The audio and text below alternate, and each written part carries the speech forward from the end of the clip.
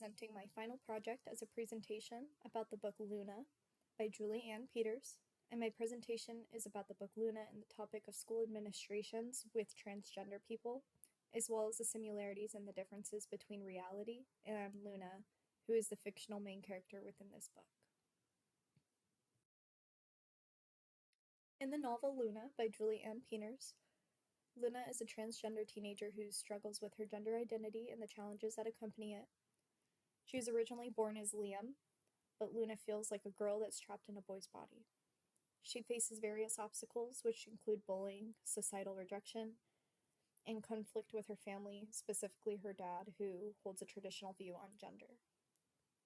Now, throughout her journey, Luna relies heavy on the support and acceptance of her younger sister, who is Reagan, and she plays a crucial role within her transition.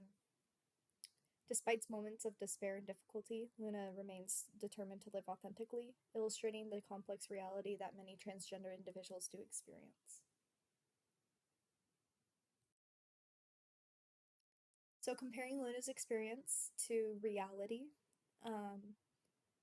in transgender people in real life, I put some of the similarities and the differences between them. And some of the similarities that I did pick for this were bullying and harassment, family reactions, and mental health challenges. Bullying and harassment, I feel both Luna and many other transgender students face bullying and harassment at school. For family reactions, Luna's family struggles to accept her transition, similar to how other transgender students often do face the resistance from their own families. And the mental health challenges.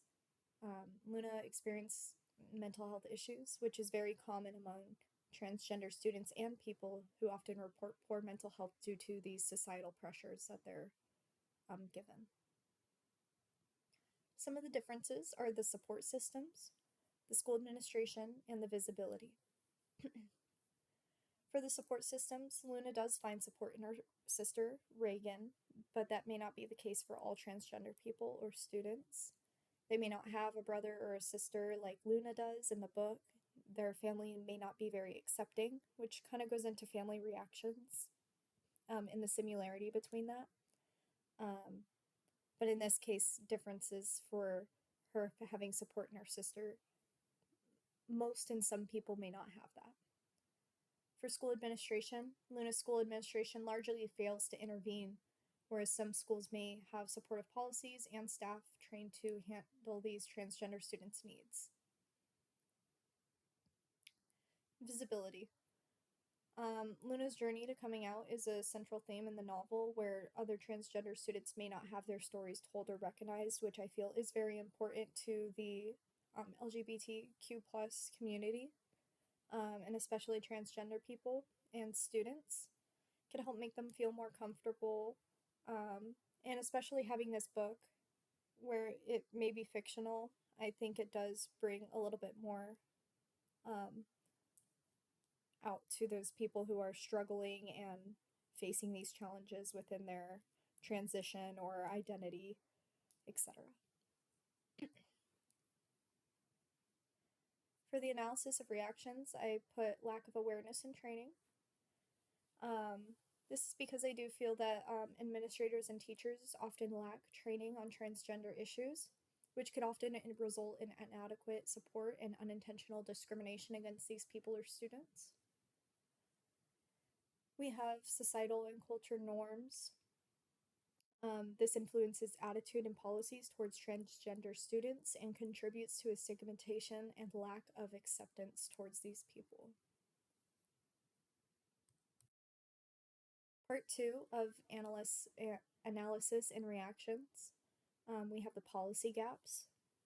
Many schools do lack clear policies on transgender rights, which could lead to inconsistent treatment and insecurity for the transgender students. Next, we have a fear of backlash. Administrators fear backlash from parents in the community, which does lead to a passive approach and a lack of protective measures for these students and people. In conclusion of this, the examination of Luna's experiences compared to those of other transgender students highlights the critical need for increased awareness, supportive policies, and proactive measures within the school administrations.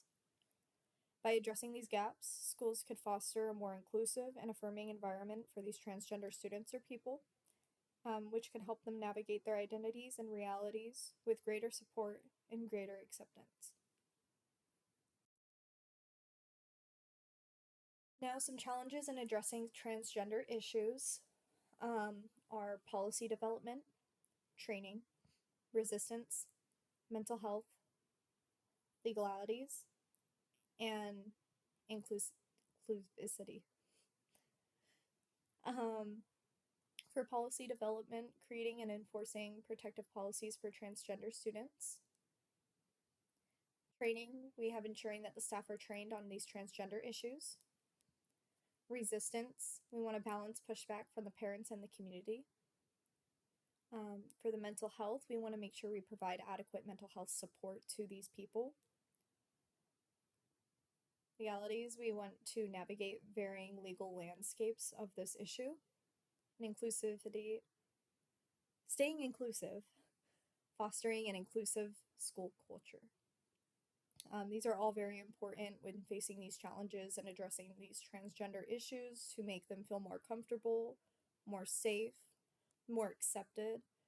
This could help with bullying. This could help with them reaching out when needed, instead of staying silent and creating this mental illness and these mental health issues later on in life, which is very common, especially in transgender students who believe they are not believe they are not accepted within their reality in school, family, etc. And this can help change that for them. Now, lack of action in the novel. We have the lack of intervention during bullying incidents. Luna does face bullying and harassment at school because of her gender identity, and teachers and administrators do fail to intervene. This leaves Luna without support or any type of protection. This inaction implicitly condones the bullying, which makes it hard for Luna to feel safe or accepted even in her school environment. There is also a big failure to provide appropriate facilities. Luna's school doesn't offer those gender affirming restrooms, forcing her into distressing situations. This lack of accommodation highlights a significant gap in support for transgender students, undermining their sense of safety and respect. I think these were big because starting off with the lack of intervention during these bullying incidents, she's now not going to feel safe. She's not going to feel accepted, which when applying it into reality, I think that's a huge thing, especially if you're transitioning male to female, and you still have to use a male restroom, even though you are identifying as a female. That could be very stressful, and can make one feel very unsafe as well. Maybe even a little awkward, or can even lead to more bullying as well. Now, the failure to provide appropriate facilities, well, that would go into both of them. But now, the lack of action in the novel, part 2, we have ignoring the request for support. Luna's requests for support and understanding are often ignored by these teachers and administrators. This neglect leaves her feeling isolated and unsupported, contributing to her struggles with mental health and identity. Then we have the general neglect for transgender students' needs. Luna's school generally neglects the specific needs of transgender students, such as appropriate counseling, inclusive policies, and safe spaces. This overall lack of consideration exacerbates the challenges that are faced by transgender students, making it very difficult for them to thrive in the school environment. This is important as well because it does show in the reality this is very common.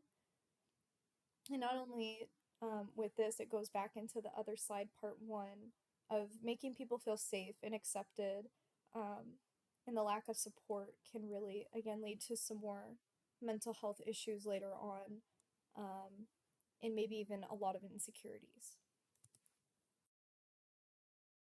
Now, the U.S. response to transgender issues.